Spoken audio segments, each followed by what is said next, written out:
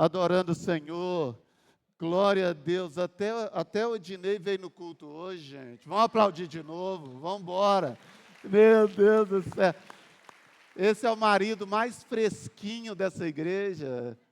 Fresquinho, fresquinho, fresquinho. A Emily estava ali também. Saiu, né? A esposa mais fresquinha também. Coisa boa. Cumprimente essa pessoa que está ao seu lado. Diga que bom que você está aqui.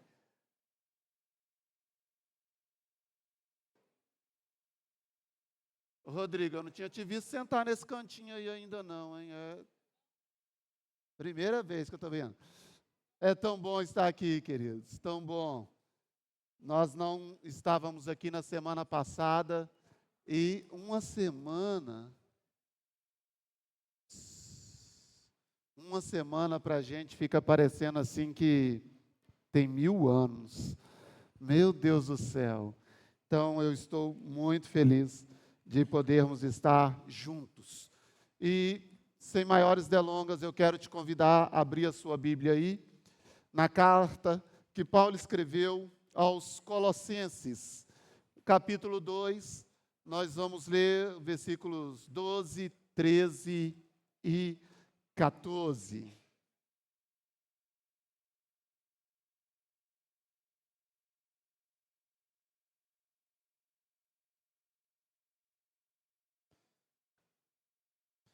Vamos ler o 11 também. Colossenses 2, 11, 12, 13 e 14. Quem achou, diga achei. Não é achei aqui na frente não, tá? Achei aí. Quem achou, diga achei. Muito bom, muito bom. Achou, Tamires? Não? Viu como é que eu sei? É. Versículo 11. Nele também vocês foram circuncidados, não com uma circuncisão feita por mãos humanas, mas com a circuncisão feita por Cristo, que é o despojar do corpo da carne. Isso aconteceu quando vocês foram sepultados com Ele no batismo, e com Ele foram ressuscitados, mediante a fé no poder de Deus, que o ressuscitou dentre os mortos. 13. Quando vocês estavam mortos em pecados e na incircuncisão da sua carne, Deus os vivificou juntamente com Cristo. Ele nos perdoou todas as transgressões. 14. E cancelou o escrito de dívida que consistia em ordenanças e que nos era contrária. Ele a removeu, pregando-a na cruz. Feche os seus olhos. Ore ao Senhor. Peça a Ele para falar com você. Se você tivesse um pedido só nessa noite, se você pudesse fazer um único pedido, e você me pedisse um conselho, o que eu peço a Deus? Eu diria, peça a Ele a graça de ouvir a voz dEle. A coisa mais importante dessa noite, a mais importante da sua estadia, é você conseguir captar a voz de Deus. E Deus não fala com você no coletivo. É você e Ele. Então peça para Ele. Independente da sua idade. Seja você um adolescente, uma adolescente. Seja você avô, avó. Seja você bisavô. Você precisa ouvir a voz de Deus. Pai, nós queremos a tua voz. Fala conosco. Dai-nos a graça de entrarmos em conexão contigo, em sintonia com o teu Espírito, de maneira que a tua voz não chegue embaçada, de maneira que a tua voz não chegue distorcida. Te pedimos nesta noite nitidez, clareza, que esta pessoa te ouça como se não houvesse mais ninguém nesse ambiente, só ela e o Senhor. Que essa pessoa te ouça dessa maneira, te perceba dessa maneira, no nome de Jesus. Porque Ele vive, eu posso crer no amanhã. Este não é apenas parte de um hino, mas nessa noite é o tema da minha mensagem.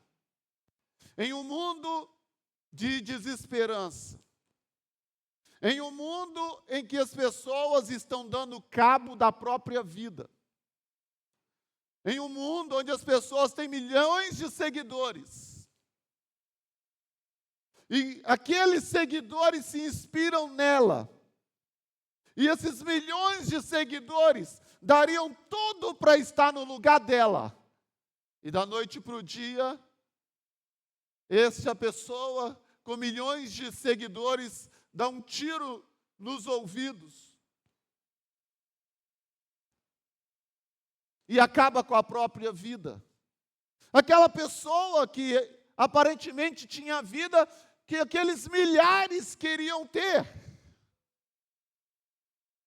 que multidões e multidões gostariam de ter, decide acabar com a própria vida. Ricos, influentes, que frequentam os melhores restaurantes, os melhores hotéis, os paraísos da terra, e que são noticiados, acabando com a própria vida, em overdose, e outras maneiras mais. Por quê?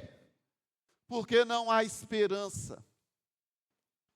Quando a pessoa não encontra mais esperança, ela não tem razão para continuar vivendo, porque não há esperança. Então não tem por que existir se eu não espero mais nada da vida. Se a vida não tem mais nada para me oferecer, o que eu vou ficar fazendo aqui? Isso aqui se torna um fardo. Isso aqui se torna um peso. Então, eu decido acabar com a minha própria vida. Um dos países mais ricos do mundo, ou alguns dos países mais ricos do mundo, são líderes em suicídio. A Suíça é um deles. O Japão, o lugar da tecnologia, é outro. Então, esses dois países mostram para nós que o problema não é dinheiro, porque são países de renda per capita elevada. O que é renda per capita? É a média que cada pessoa recebe por mês. São países de renda per capita elevadíssima. Mas essas pessoas, dos mais velhos aos mais novos, estão se matando a cada dia. Por quê? Porque não há esperança. Não conseguem crer no amanhã. Mas eu creio no amanhã, porque Ele vive. Por isso eu posso acreditar no amanhã. Por isso eu posso continuar vivendo. Por isso eu posso celebrar a vida, porque Ele vive. Eu posso crer no amanhã. E eu quero começar essa mensagem dizendo que se você não estiver disposto a morrer com Cristo, você nunca vai viver de verdade. É muito paradoxal isso. Parece que uma coisa fere a outra. O texto que nós lemos, Paulo está dizendo, isso aconteceu quando vocês foram sepultados. Como assim? Você conversa com alguém que foi sepultado? Do ponto de vista humano não faz sentido. Como assim você conversando com alguém dizendo, sabe, no dia da sua sepultura, há 3 anos atrás, no seu sepultamento, quem já teve essa conversa? Só se for espírita.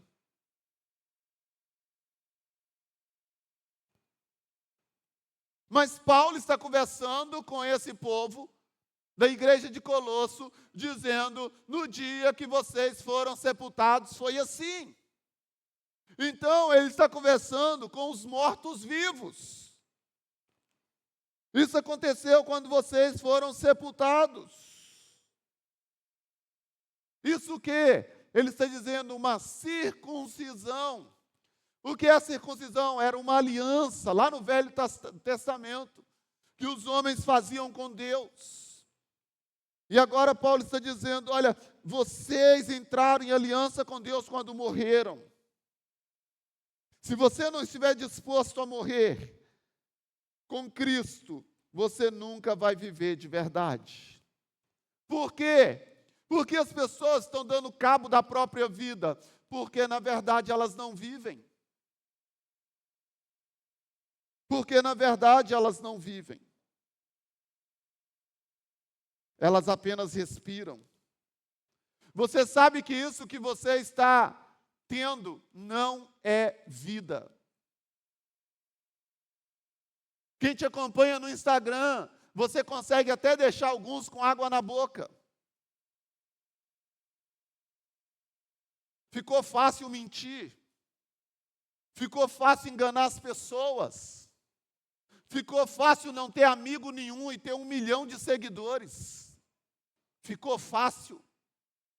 Você não tem ninguém para conversar e tem uma multidão lá que você não conhece o rosto, que você não sabe nada dela.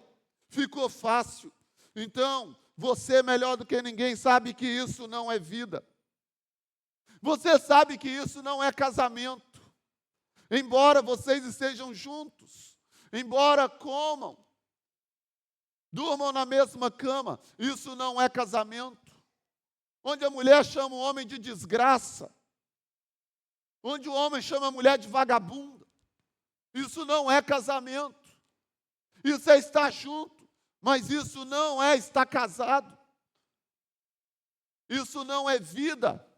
Você sabe disso.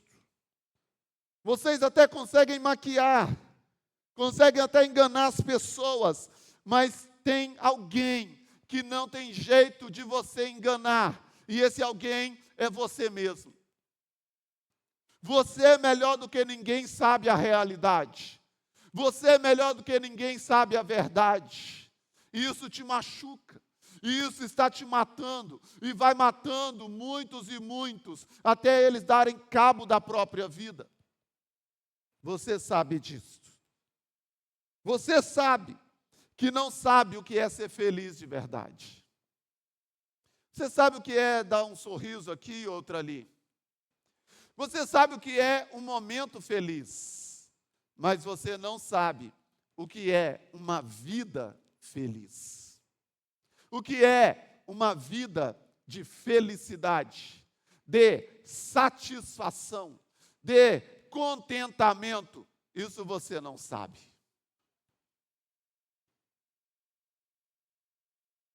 E eu quero repetir esse tópico. Se você não estiver disposto a morrer com Cristo, você nunca vai viver de verdade. Porque tem gente que acha que é o dinheiro. E nós vemos um atrás do outro, dos artistas mais famosos de Hollywood, morrendo de overdose. De Michael Jackson, a Amy Winehouse e outras mais. Gostou da minha pronúncia? Até eu fiquei emocionado agora.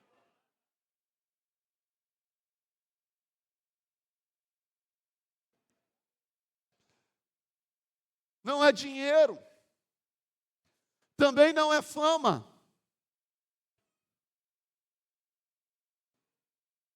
Michael Jackson arrebanhou milhões e milhões e milhões de pessoas, milhares, mas nunca foi feliz. Ele nunca foi feliz com ele nunca foi feliz com a cor dele, ele nunca foi feliz com o dinheiro dele, ele nunca foi feliz com uma mulher, embora tivesse tido filhos. Não tem a ver com dinheiro, também não tem a ver com fama, também não tem a ver com o país que moram, porque boa parte desses moram em países de primeiro mundo. Mas só se vive de verdade quem foi sepultado com Cristo Jesus. O resto é conversa fiada. Não é real. Você não sabe o que é ser feliz. Segundo, todo estilo de vida pecaminoso é um suicídio. Todo estilo de vida pecaminoso é autoextermínio. Se Jesus não fosse real, se Deus não existisse, ainda assim, a Bíblia seria um livro incrível. Veja o que tem lá na Bíblia que faz mal para as pessoas. Se Jesus não existisse, se Deus não fosse real, ainda assim, a Bíblia seria o manual de vida mais formidável dessa terra. Veja o que a Bíblia fala sobre como o homem deve tratar a mulher. Maridos, amai as vossas mulheres e se entreguem por elas como Cristo amou e se entregou pela igreja. Veja como a Bíblia fala que a mulher deve tratar o marido. Mulheres, sujeitai aos vossos maridos, respeite-o. Veja como a Bíblia fala que, como o filho deve tratar o pai, os filhos devem tratar os pais. Filhos, honrem aos seus pais. Esse é o primeiro mandamento com promessa. E a sua vida vai ser bem-sucedida, e você vai ter vida longa. Se Jesus não existisse, se Deus não fosse real, ainda assim a Bíblia seria o manual mais incrível de conduta. A Bíblia diz que em relação ao governo, sujeite-se.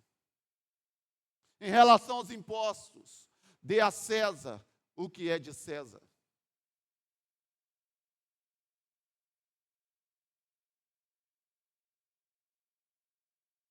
Em relação à sexualidade, homem é homem, menina é menina. A Bíblia é o livro, o manual mais incrível. Mas Deus existe. Nós não temos apenas a Bíblia. A Bíblia é mais do que um papel, ela é a voz de Deus. Ela é a palavra de Deus. E todo estilo de vida pecaminoso é um estilo de vida que contraria a Bíblia. Que vai contra aquilo que fala bem para você. Que vai contra aquilo que te faz feliz como esposa, feliz como marido, feliz como casal, feliz como cidadão. Então, quando você decide ter um estilo de vida pecaminoso, e você está matando a si mesmo. Isso é suicídio. Olha o que Paulo está dizendo no versículo 13. Quando vocês estavam mortos em pecados, morto em pecado, e na incircuncisão, ou seja, fora da aliança, Deus os vivificou juntamente com Cristo. O que é pecado? Pecado é a quebra da lei. E a Bíblia diz que o pecado tem salário. O pecado tem um preço. Qual é o preço do pecado? É a morte. Você vai morrer fisicamente. Mas essa nem é a pior de todas as mortes. A pior é essa que você está vivendo. É aquela que não te deixa viver em família. É aquela que não te deixa viver como homem. É aquela que não te deixa viver como mulher. É aquela que não te deixa viver como pai. É aquela que não te deixa viver como filho. A pior de todas as mortes é aquela que não te deixa viver como Deus te fez para viver. Essa é a pior de todas as mortes. O salário do pecado é a morte. Pais que escolhem uma vida de pecado assassinam seus filhos. Filhos com a vida destruída são fruto, muitas e muitas vezes, da vida desgraçada de seus pais. De pais irresponsáveis com os princípios e valores de Deus. Você pode nunca ter entrado dentro da igreja. Você pode ser um ateu, você pode ser um à toa, mas dentro de você tem um princípio que Deus colocou, porque você não veio de um animal, você não veio de uma macaca, você é criação de Deus, então tem algo de Deus dentro de você.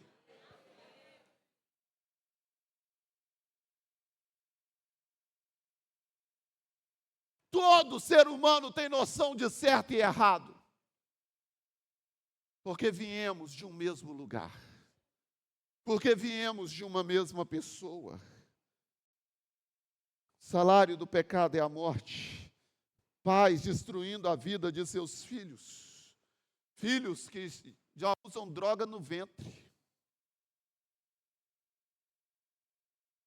Filhos que ainda no ventre já têm o efeito do crack. Já têm o efeito da maconha. Já têm o efeito da cocaína. Já tem o efeito da número 1, da 51, do litrão. No ventre, já estão sendo destruídos, já estão se tornando dependentes químicos.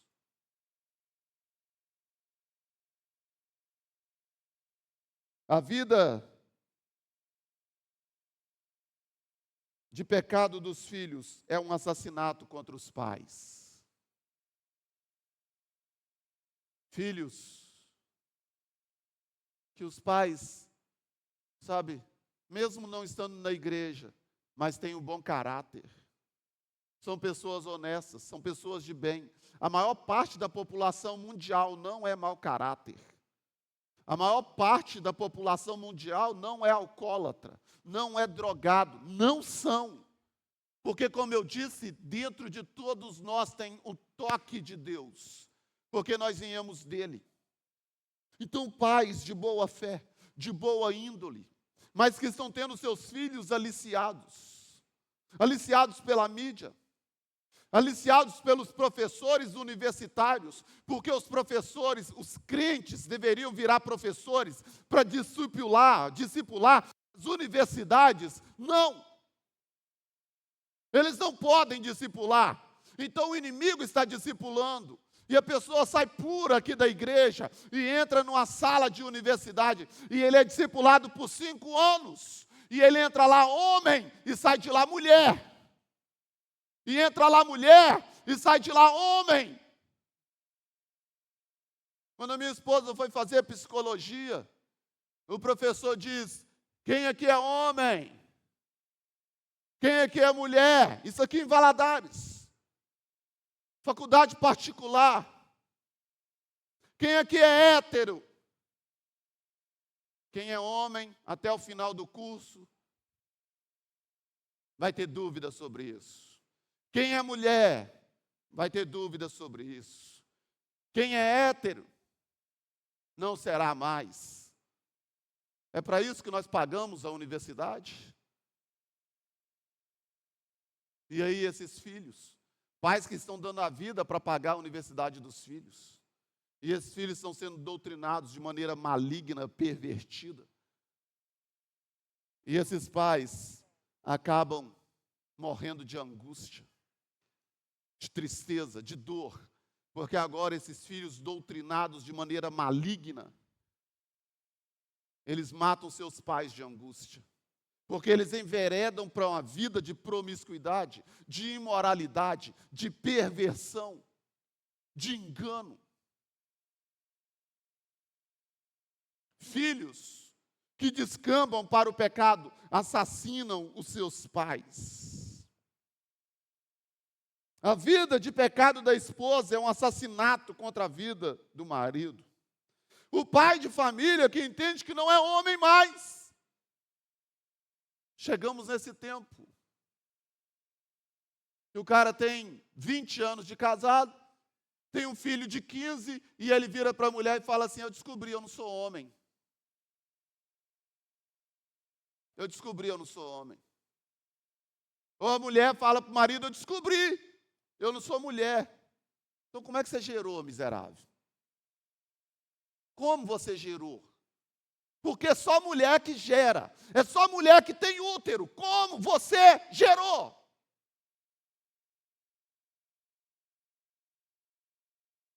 É o pecado que vai tomando a mente, que vai destruindo a moral. E as pessoas entram para esse suicídio social, este suicídio espiritual, este suicídio familiar. É um caminho de morte.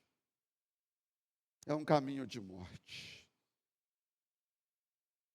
O governo que escolhe uma vida de pecado assassina a sua nação. O pai assassina a casa, assassina os filhos, a mãe da mesma maneira. O governo assassina a sua nação. Nós crentes falamos de maneira errada, e eu quero te ensinar isso nessa noite. Quando uma pessoa não é cristã, nós costumamos dizer assim: ele é ímpio. Isso está errado. Ímpio não é sinônimo de não ser cristão. Quem não é cristão, não é cristão. Ele não é crente. Ele não crê.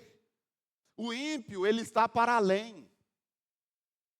Ele está para além de não crer. Olha o que o dicionário diz sobre o ímpio. Olha só. Aquele que é desapiedado, sem amor. Desapiedado. Aquele que é desumano, que é cruel, que é bárbaro. É isso. Então, o ímpio é aquele que pratica a impiedade.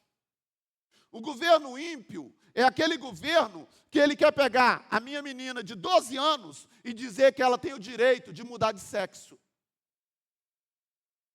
Que é o governo que nós temos. E talvez você o ame, e eu lamento por isso. Que ele quer pegar a minha filha de 12 anos, que eu sei o tanto que eu amo, e dizer que ela pode virar um menino, e que ele vai pagar a cirurgia dela, para ela colocar um pênis, com o dinheiro do meu imposto. Esse é um governo ímpio. Esse é um governo cruel. Esse é um governo maligno.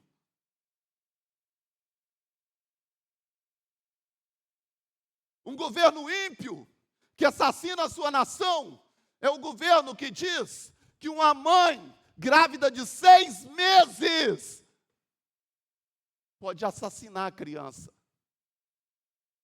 Pode picar em pedacinhos e tirar os pedaços do ventre.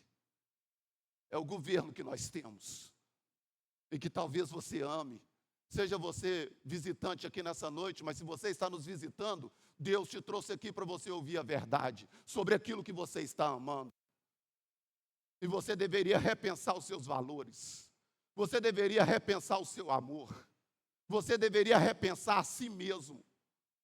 Por que você ama essas coisas? Por que você ama esses valores? Um governo ímpio assassina a sua nação.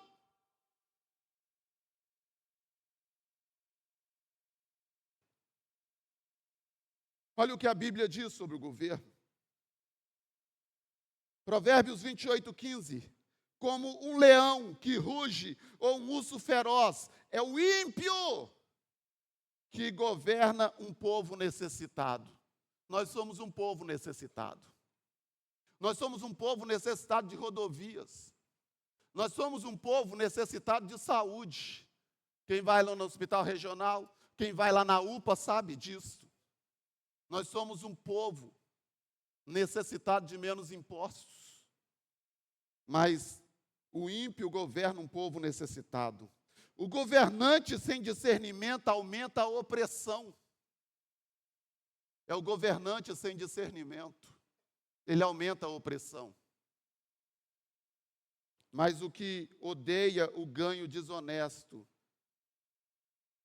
abençoa o povo.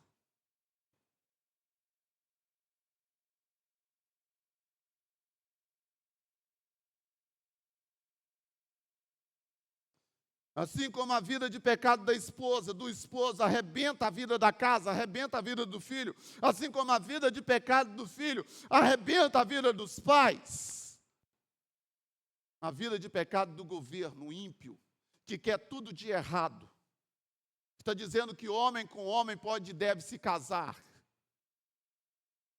Mulher com mulher pode se casar. Que estão tentando aprovar a lei para poder ter relação sexual com criança.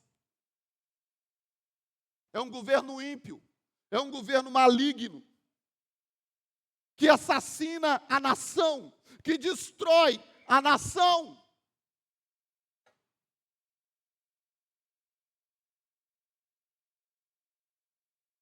Mas porque ele vive, eu posso crer no amanhã. Eu posso crer no amanhã, porque ele vive. Então, eu não preciso tomar veneno. Eu não preciso desistir da vida. Ele vive. Eu posso crer no amanhã. Eu posso crer que tem esperança para a sua casa. Eu posso crer que tem esperança para o seu filho, por mais distante que ele esteja. Eu posso crer que há esperança para a sua filha, por mais distante que ela esteja dos princípios, dos valores, da moral. Eu posso crer, porque ele vive, porque ele morreu, mas ressuscitou. Então nós cremos no amanhã por isso. E eu quero encerrar essa mensagem dizendo que na morte e ressurreição de Jesus está o nosso perdão.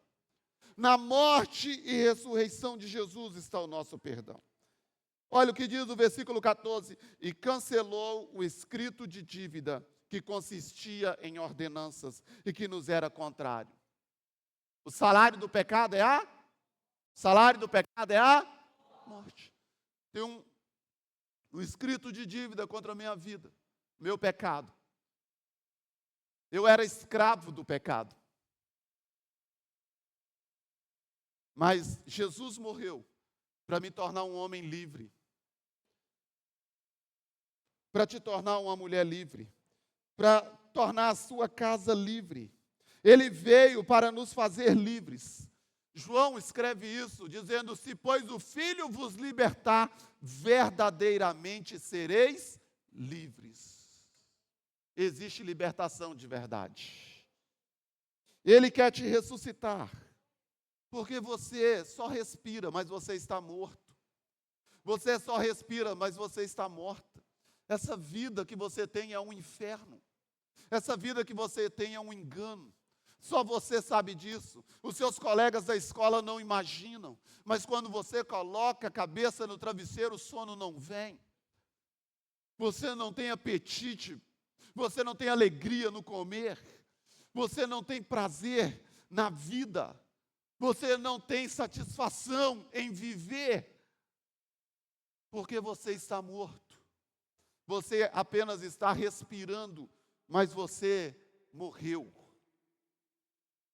Você não tem vida de verdade, mas Jesus quer te ressuscitar, tirar dessa vida de morte. Sua vida não pode ser baseada em circunstâncias.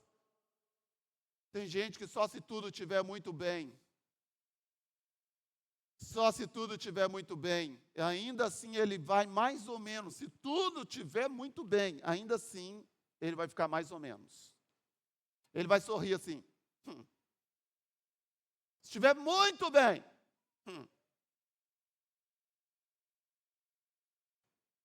Nós não vivemos por circunstâncias. Olha para nós, acha que não temos problemas. Eu estou falando nós, cristãos autênticos. Acha que a gente não tem problema. Acha que a gente não enfrenta luta. Acha que a gente não enfrenta enfermidade. Eu era apenas um adolescente liderando adolescentes. A minha voz começou a falhar. E eu fui fazer o exame e deu um nódulo nas cordas vocais. Eu era só um jovenzinho. Minha mãe ficou preocupada. E eles pediram a biópsia e minha mãe muito preocupada. Eu disse, mãe, deixa eu te falar. O Deus que resolve se for benigno é o mesmo Deus que resolve se for maligno. Não tem diferença para ele. Está resolvido. Passa uns anos, a minha mãe com câncer. Nada mudou na nossa vida. Porque nós não somos circunstanciais. Não somos circunstanciais. A nossa vida está escondida em Cristo. E a minha mãe com câncer. E nós vencemos esse câncer. Não precisou de quimioterapia, de radioterapia, não precisou de nada. Foi na fé. Não estamos falando contra a ciência, nós acreditamos na ciência e damos graças a Deus por ela. Mas também Deus faz de maneira sobrenatural, cientificamente ou inexplicavelmente. E o da minha mãe, ele disse, fala para ela que ela não tem mais. Mas quem olha para o cristão autêntico acha que ele não tem problema. Quem olha para o cristão autêntico acha que ele não tem dívida. Acha que a CEMIG dele está paga. O resto da vida. Que as águas de Valadares jorram para lá gratuitamente. Não, meu filho. Não, só que nós não somos levados pelas circunstâncias. E sabe, quando a tempestade, o vento está assolando, ainda assim nós podemos cantar, porque Ele vive, eu posso crer no amanhã, porque Ele vive, temor não há. Estamos acima das circunstâncias, estamos acima das batalhas da vida. Porque nós temos um Deus que se manifestou como homem. E como homem ele foi para a cruz. E ele morreu. E ao terceiro dia ele ressuscitou. E ele quer fazer isso com você. Feche os seus olhos. Ele quer fazer isso com você. Ele fez isso comigo, eu tinha 6 anos de idade. Eu ia para Macumba com a minha mãe buscar solução para os nossos problemas. E lá eu bebia cachaça, lá eu vestia saia. Talvez se eu estivesse lá ainda, eu seria um homossexual. Porque é o que a magia negra faz.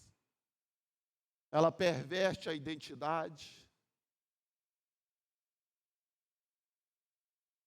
Com 6 anos, 4 anos, 5 anos, eu estava vestindo já a saia das baianas. Mas o Senhor me tirou desse lugar. O Senhor mudou a minha história. Feche os seus olhos. Ele está falando exclusivamente para você. Ele quer mudar a sua história.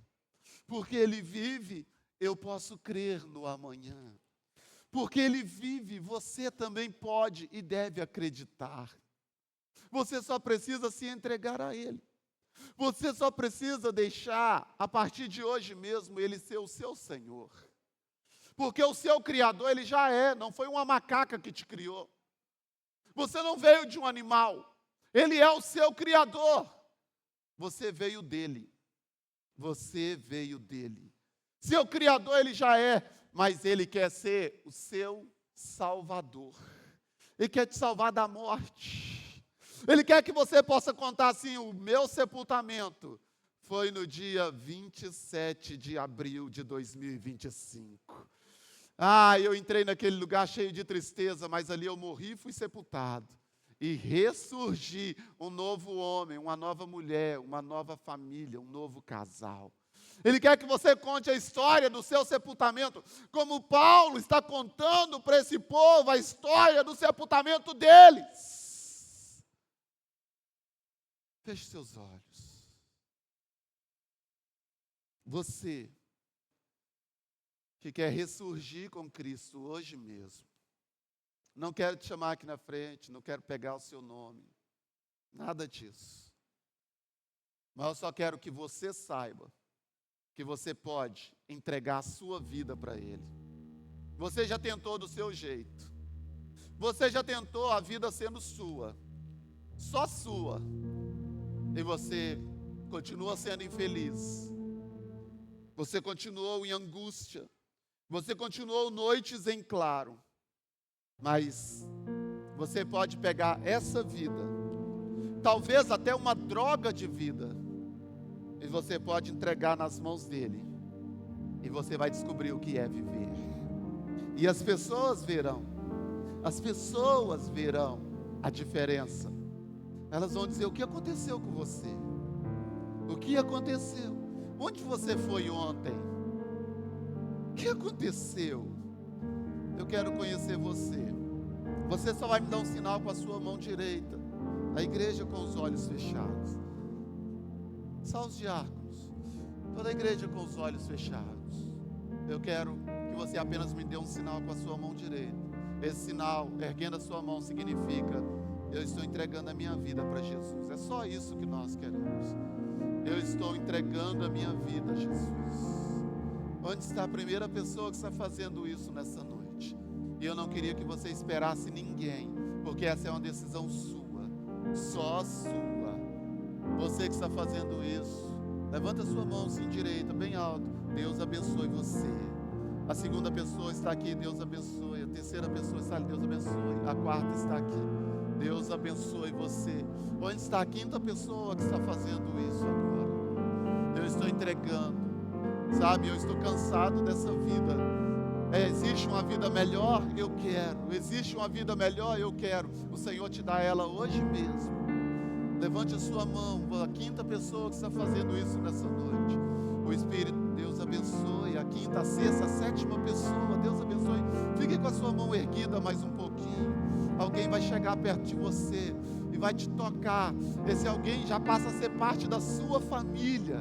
Esse alguém já passa a ser parte da sua família. Porque quando você recebe a Jesus, você recebe uma família.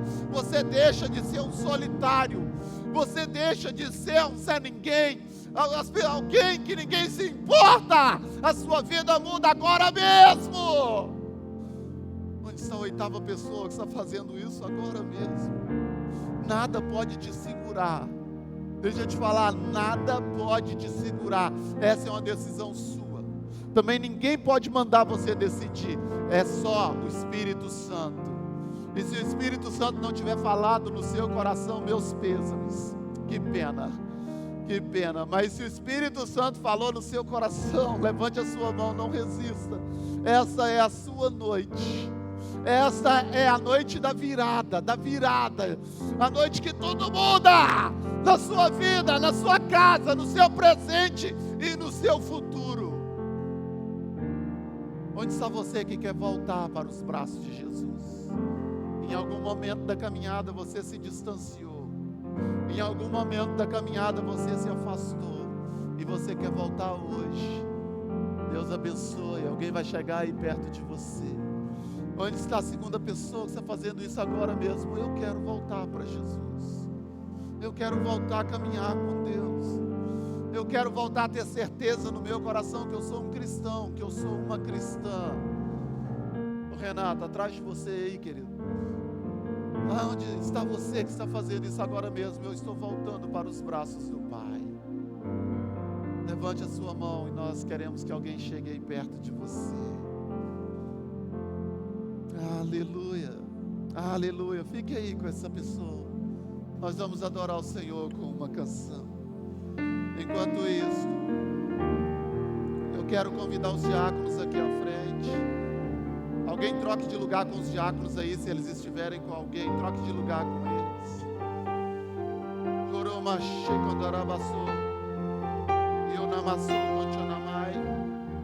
Eu abençoo a sua vida. Eu abençoo o seu coração. Eu abençoo a sua decisão. Muitos me conhecem pelo nome. Outros me conhecem só de ouvir falar. Alguns são de perto, outros de longe. Com licença eu vou me apresentar. Sabe quem eu sou? Eu sou aquele que te ouviu chorar. O Senhor está te vendo. Eu sou o único que escolheu ficar. O Senhor está te amigo vendo. Confidente, o Pai que sempre sabe te aconselhar. Mas conhecido como Yeshua, o pão da vida, Jeová Rafa. Eu sou a luz no fim do túnel, a força quando a sua acabar. E se precisar, é só chamar. Não preciso de formalidades. Eu quero intimidade. Eu sou teu Pai. Sinta o seu Pai agora. É só chamar. Sinta o Pai eterno te tocando agora mesmo. Não é sobre religiosidade. Eu quero intimidade.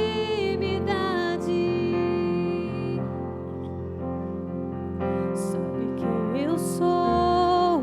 Eu sou aquele que te ouviu chorar. Eu sou o único que escolheu ficar. Amigo confidente, o Pai que sempre sabe te aconselhar. Mas conhecido como Yeshua, o pão da vida, Jeová Rafa. Eu sou a luz no fim do túnel, a força quando a sua acabar. E se precisar, é só chamar. Não preciso de formalidade. Eu quero intimidade. Eu sou teu Pai. É só chamar. Não é sobre religiosidade. Eu quero intimidade. Nós vamos servir a ceia do Senhor. Você que vai participar da ceia, você vai ficar em pé quando eu falar. Quem pode participar da